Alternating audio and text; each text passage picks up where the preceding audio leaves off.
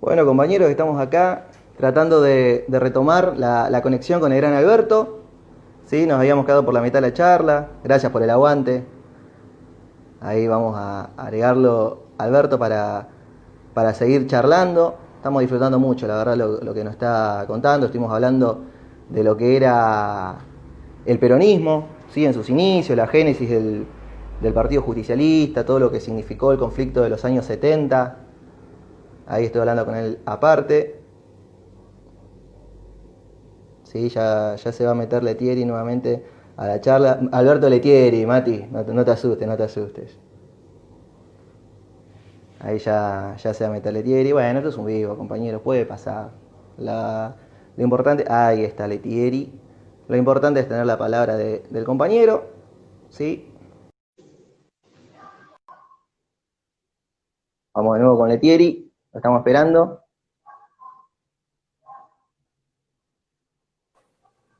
Ahora sí, Alberto, estamos, ¿no? Ahora estamos, parece. Excelente, excelente, compañero. Bárbaro.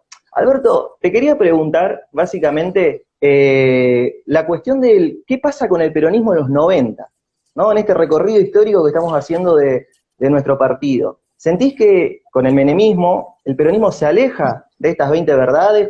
¿Qué análisis podés hacer al respecto? Mirá, el problema es que el peronismo se había alineado a nivel internacional en términos de la tercera posición, es decir, en una posición equidistante entre los dos grandes extremos del comunismo y el capitalismo. El problema es que en los años 90 el comunismo ha desaparecido y de alguna manera se está dando una reconfiguración a nivel mundial. Y en esa reconfiguración es que vemos que realmente con las consecuencias nefastas de la dictadura, del desastroso gobierno de Alfonsín y demás, la situación es realmente complicada. ¿Cómo podría surfearse una incorporación a un contexto internacional donde aún teníamos que resolver el tema del acuerdo de paz tras la derrota de Malvinas y demás?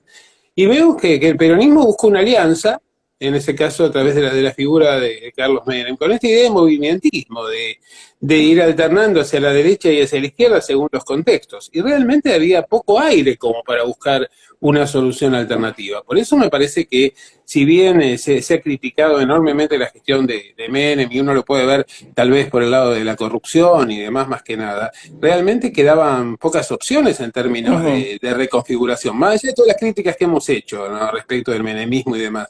Me parece que lo que se hizo fue establecer una situación de transición que estuvo asociada con una modernización de la infraestructura notable, sobre todo en el terreno de las comunicaciones. Esto es importante. Tal vez uno pueda cuestionarle la matriz privatizadora que se llevó adelante esto, y creo que esto es un punto a tener en cuenta, pero me parece que en realidad había muy poco aire en la relación de fuerzas como para instalar una política diferente. Bárbaro. El peronismo, te lo hago simple. ¿El peronismo se renueva con Néstor Kirchner? Yo creo que el peronismo, Néstor Kirchner consiguió algo muy importante, ¿no?, que fue de alguna manera articular, aglutinar dentro de una coalición política a los distintos sectores que habían confrontado en los años 60. Y me parece que la gestión de Néstor puntualmente es una gestión claramente con una matriz peronista, movimentista, que además impulsa la producción, la inclusión, el trabajo, el crecimiento, el desarrollo, el impulso de la educación, la integración latinoamericana. Es un programa, me parece que en términos concretos, a ver, si uno tiene que ver, digamos, después de los gobiernos de Perón, cuál lo ha representado en mayor medida, claramente ese espíritu peronista está muy marcado con enorme Néstor. claridad en la gestión de Néstor Kirchner. ¿Qué hizo? Que en realidad lo que hizo Néstor Kirchner fue un ayornamiento del peronismo a las condiciones del siglo XXI y básicamente respetando en la medida de lo posible la doctrina justicialista. Bien. ¿Cómo ves expresado hoy o en qué figuras ves expresado hoy esta idea justicialista en la actualidad, Alberto? Bueno, a ver, yo creo que si nosotros tenemos que tomar la filosofía del peronismo en términos doctrinarios, claramente la vemos expresada en Guillermo Moreno, esto es claro. ¿no? Me parece que Moreno es el referente en este momento, con claridad, de una doctrina justicialista. Si Perón hubiera dicho lo mismo que Moreno en este momento, no lo sé, porque Perón está muerto y sería un contrafáctico. También la sociedad ha cambiado muchísimo. Yo creo que en realidad Moreno es un guardián de la doctrina.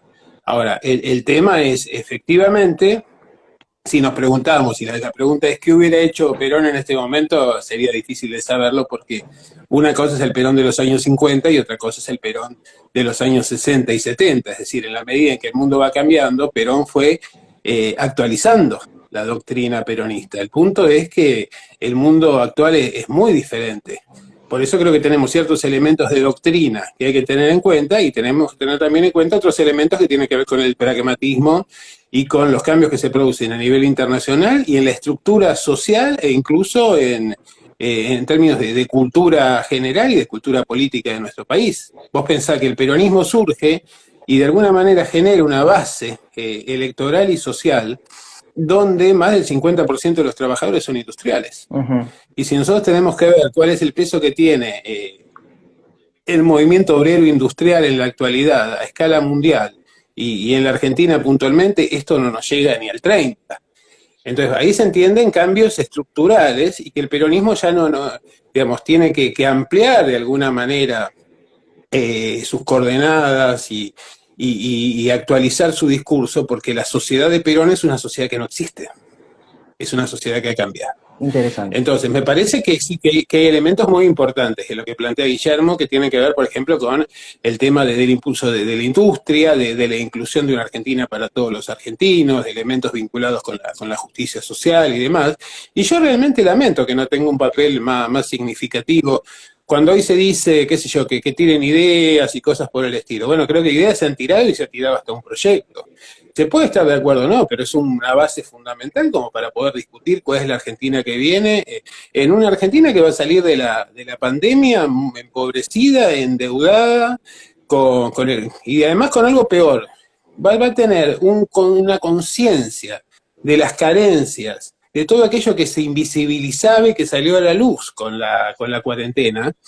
Y realmente tenemos que dar soluciones frente a esto. Yo creo que en realidad hace falta una política mucho más decisiva, mucho más definitoria, mucho más activa, más agresiva, que la política simplemente de concertación, de equilibrio que se está llevando adelante ahora. Entiendo, en tiempo de cuarentena tal vez se trate de equilibrar esto, pero a la salida de la cuarentena va a ser indispensable radicalizar una propuesta en términos de una matriz productiva, inclusiva y de pensar el futuro en términos de un proyecto a largo plazo y no solamente soluciones inmediatas. Bueno, bien, Alberto. Vio que Guillermo, ya que usted lo nombró, sé que le tiene un gran estima, ¿sí? A Moreno, lo considera un amigo usted. Siempre habla de esta cuestión de que se ha terminado un ciclo económico en la Argentina, ¿sí? Y que indefectiblemente ha venido un ciclo de producción. Ahora, la discusión está si es un 25% afuera o todos adentro, ¿sí? Que eso diría Moreno que es el peronismo.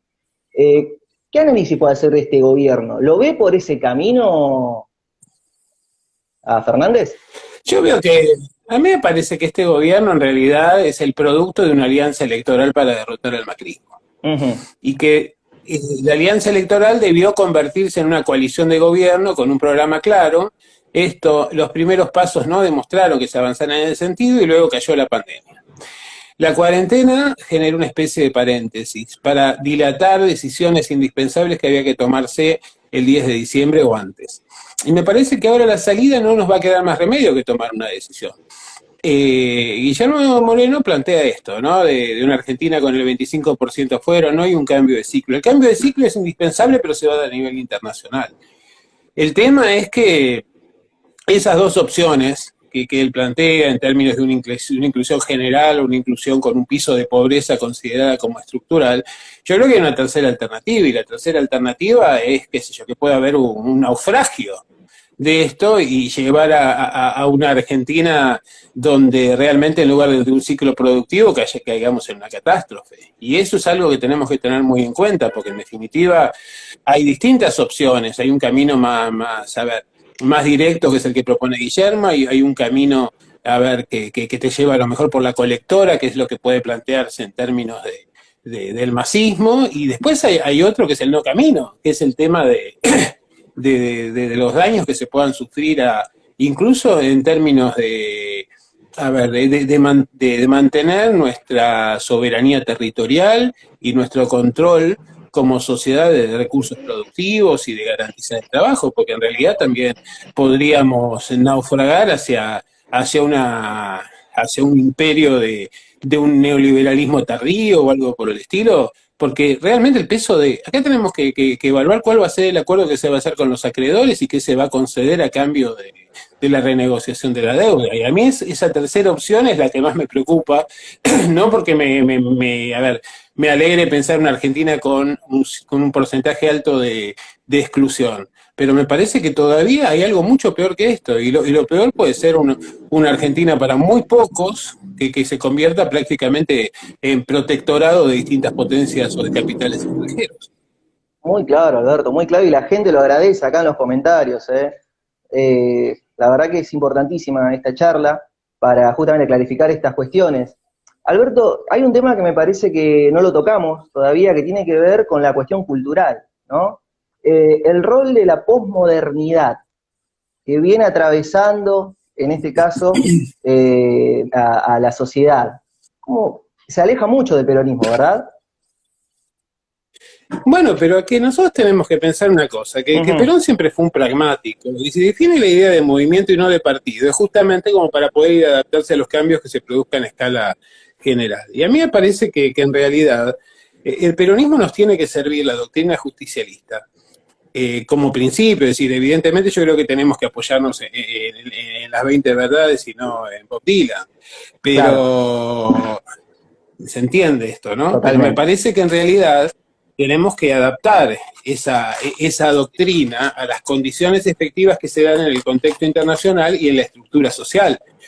Y en realidad aquí sabemos que la mayor parte de la sociedad está tercerizada, que la mayor parte tenemos que además vincularnos a un mundo que va a estar en la órbita del teletrabajo, de una mayor precariedad laboral, de una mayor inestabilidad, la extensión de la vida misma, que hace que a lo mejor una persona tenga que cambiar varias veces de oficio a lo largo de su vida simplemente porque las profesiones van desapareciendo.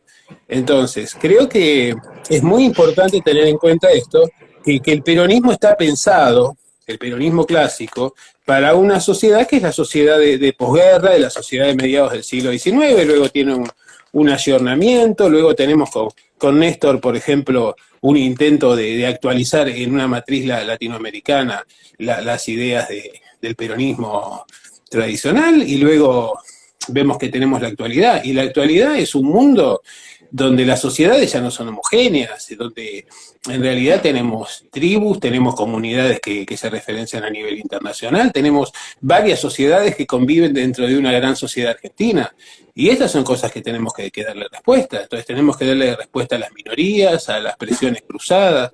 Creo que básicamente el desafío es incluir la doctrina justicialista en el marco de una democracia pluralista, y esto me parece que es esencial, y sobre todo creo que tenemos que avanzar hacia la unidad, tenemos que demostrar, y esto se demuestra a través de resultados económicos, realmente, que el peronismo puede ser la gran opción.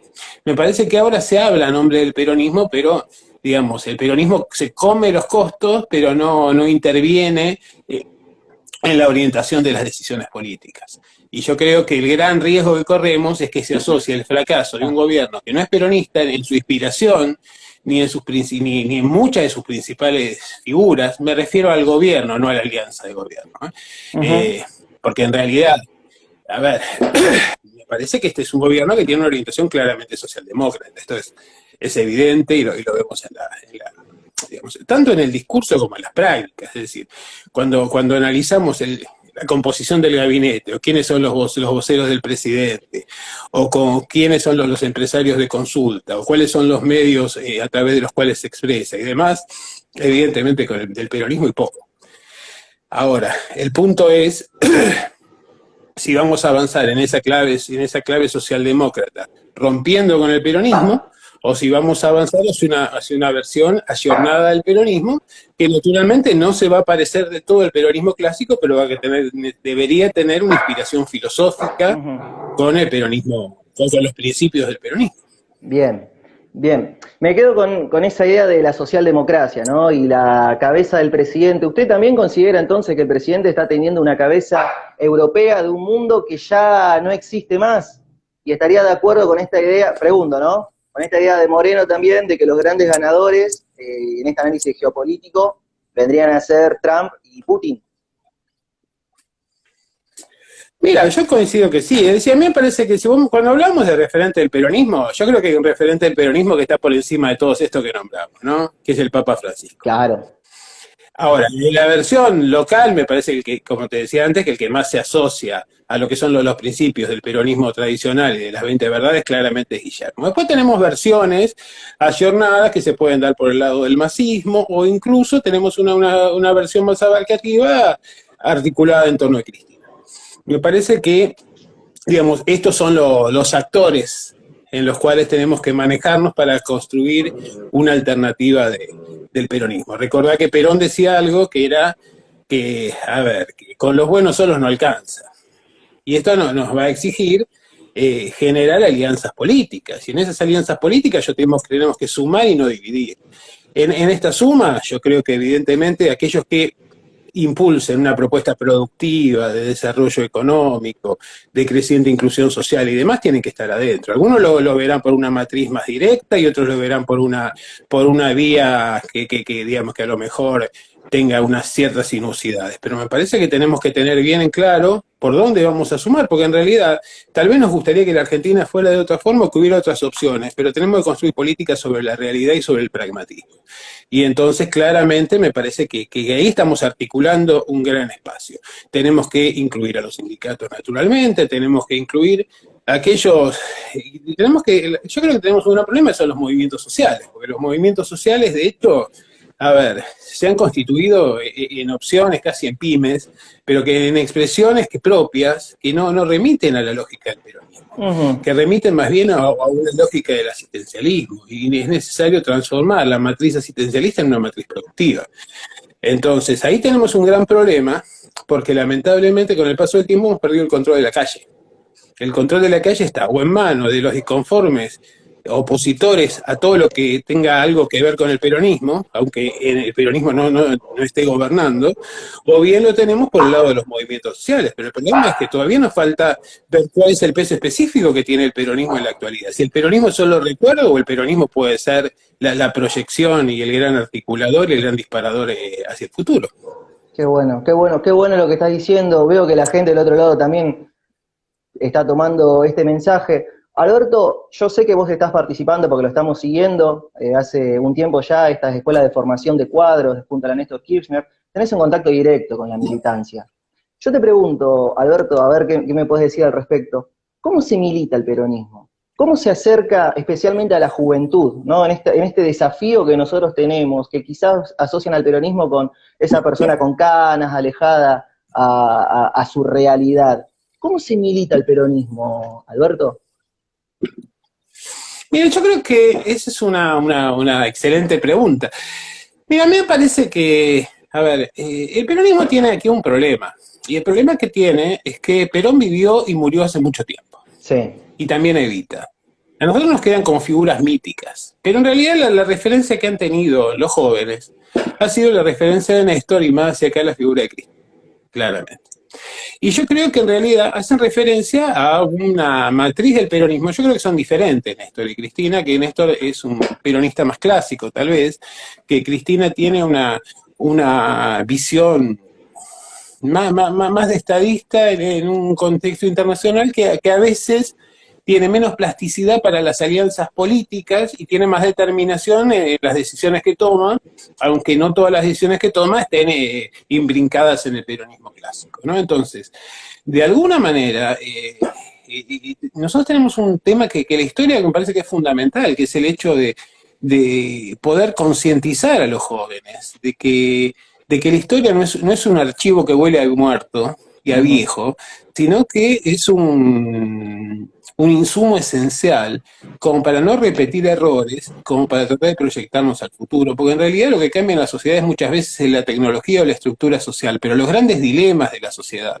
cómo nos incluimos, cómo nos relacionamos, cómo nos vinculamos, cómo vemos qué sé yo, el tema de la tercera edad, cuál es la relación con los jóvenes, con la educación, en el contexto internacional, son preguntas que se ha hecho el ser humano desde sus orígenes. Entonces yo creo que me parece que hay que hacer una profunda transformación de todo el aparato, de todo el sistema educativo, que tenemos que tener una matriz comunicacional ayornada y muy diferente, que tenemos que ser mucho más didácticos, que tenemos que aprender a hablarles a los jóvenes, y por eso tan valioso la utilización, por ejemplo, de este canal de Instagram, de hablarles a los jóvenes en su idioma y a través de los medios y de las prácticas que manejan, porque si nosotros pretendemos dar grandes discursos extensísimos en los cuales hablemos de las banderas históricas, de lo que hemos hecho y demás, creo que esto hay que hacerlo con una pedagogía apropiada, ¿no? Y me parece que básicamente tenemos que tener en cuenta que, a ver, de alguna manera hay una continuidad histórica en los movimientos populares, pero realmente lo que tenemos que elaborar son propuestas que den o que satisfagan los interrogantes y las expectativas de la sociedad contemporánea. Entonces, por ejemplo, nos preguntamos si estamos interesados a lo mejor en bajar la doctrina del peronismo. Nos preocupamos por saber cuáles son las expectativas de los jóvenes, cuáles son sus dilemas, cuáles son sus preguntas, cuáles son sus interrogantes, cuál es su proyección de futuro. Entonces, creo que también tendríamos que hacer un ida y vuelta. Y el ida y vuelta tiene que ver, a ver, cómo desde un discurso y una propuesta que esté inspirada en lo que es la filosofía profunda del peronismo, se pueden dar contestaciones y se puede dar satisfacción a esos interrogantes. Y creo que esto es fundamental, porque en realidad si no vamos a estar hablando, vamos a estar haciendo permanentemente un discurso de que somos los dueños de la verdad, pero esa verdad es una verdad que no interesa a una sociedad que a lo mejor está preocupada por otras cuestiones. Entonces, esto es esencial. Para saber cómo nos acercamos a los jóvenes, tenemos que ver qué es lo que quieren los jóvenes, cuáles son las demandas que tienen y cómo pueden ser incluidos. Porque si no caemos siempre en esta guerra del cerdo, tiramos a los viejos por la ventana o dejamos a los jóvenes afuera. Y esto yo creo que es algo que tenemos que ser mucho más fluidos en el ida y vuelta, en los mecanismos de integración. Creo que es importante, sí, el hecho de generar espacios de formación y demás, pero creo que es básicamente más que ir a bajar un discurso, lo que tenemos que hacer es abrir los oídos. Bien, bueno, por eso también el agradecimiento que te daba al principio por participar. Veo que Guillermo también, de hecho, hace una horita estuvo dando una charla en un vivo con un joven de 18 años, Cámpora, cosas que son muy valiosas. Así que, bueno, eso es elemental. Te pregunto si sentís que los grandes dirigentes peronistas están dando, o sea, si están llevando adelante esto que vos estás diciendo, ¿sí? Pasarle la posta también a la juventud, ¿no? ¿Cómo estás viendo ese cambio generacional desde la dirigencia peronista? Yo creo que esa es una asignatura pendiente. Ajá. Yo creo que lamentablemente se han incorporado jóvenes, pero con prácticas viejas. Entonces, es un problema esencial. De hecho, si nosotros miramos cuáles son los jóvenes del peronismo, a ver, si bien hubo una renovación con Néstor y en la etapa de Cristina, los jóvenes del peronismo eran los que eran jóvenes en la primera década del siglo XXI. Ya no son jóvenes. ¿Cuáles son los dirigentes jóvenes del peronismo? Porque en realidad las agrupaciones juveniles ya no son juveniles, son gente que está entre los 40 y los 50 años. ¿Cuál es la participación de los jóvenes? ¿Cuáles son las agrupaciones que efectivamente tengan jóvenes y que sus referentes sean jóvenes y que expresen el sentimiento de los jóvenes? Y a mí me parece que ahí hay un proceso que es una asignatura pendiente, ¿no? Y que tiene que ver con ciertas cuestiones, que es el hecho de habilitar los espacios de diálogo, los espacios de comunicación. Me parece que en realidad hay que tratar de romper las fronteras etarias como para tratar de entender que la comunidad organizada se construye con todos. Una comunidad organizada que se va reconfigurando a medida que va cambiando la estructura social. Además, pensemos algo. En los años del peronismo, la expectativa de vida podían ser 60 años. Y ahora a lo mejor la expectativa de vida son 80 y pico. Entonces, ha cambiado la concepción de la vida, la duración de la vida útil de una persona, las expectativas.